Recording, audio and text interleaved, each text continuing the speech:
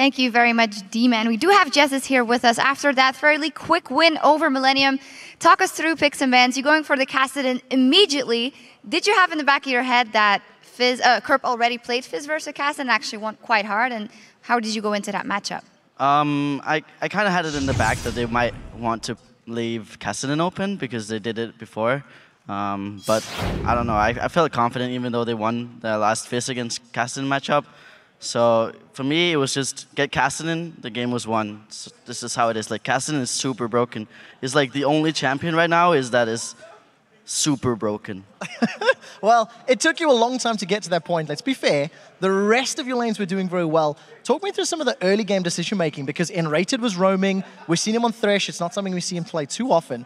You guys had a lot of movements in the early game. Why was that?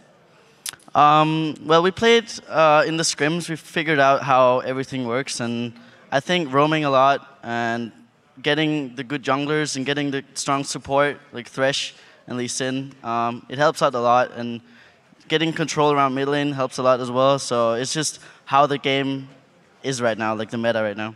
Well, you guys actually built up an 8,000 gold lead by 18 minutes. Did you realize that your lead was that big, and how do you think you got to that big of a lead that quickly in the game?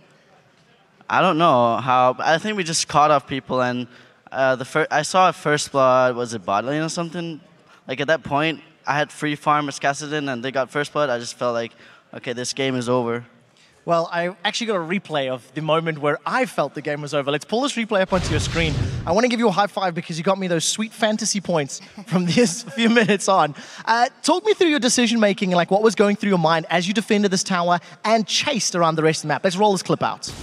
All right, I see that Evelynn is really low on mana and Jax is fairly low, so I just go on them and burst Jax, and then I know he's going to pop the E, so I just walk away and then jump on him again. And I know Evelynn still has no mana, so I can just 1v2 them here, and it's only Leona. And I know that Fizz is mid and Lucian's bottom, so it's basically just a free 1v3. Is the rest of your team making calls, letting you know where they are, what their decision making is, yeah, or is this you just going, hey, like, dude, I got this? At this point, they're like, yeah, just keep going, but afterwards, just come for Fizz. At this point, they're like, oh, walk down here when you're done up there. Just come and kill Fizz afterwards. So you managed to pick up the kill there onto J-Ree. You do manage to pick up the kill onto Kerp at the end as well. This, to me, was just the game-defining minute. As a last question, how did you then proceed to actually finishing the game as a team? Because you played a little hesitant at some points. So talk me through decision-making. I think we just played it kind of safe. The matches that we lost in LCS, the 2 matches that we lost, we kind of did some overextending and some bad calls. So we just played it kind of safe and just had some great decision-making. You know. And a great champion pick there in Kassadin, of course. Congratulations on a great game, Jesses. We'll take a brief break and we'll be right back with Super Hot Crew versus Fnatic. But before we resume the LCS, check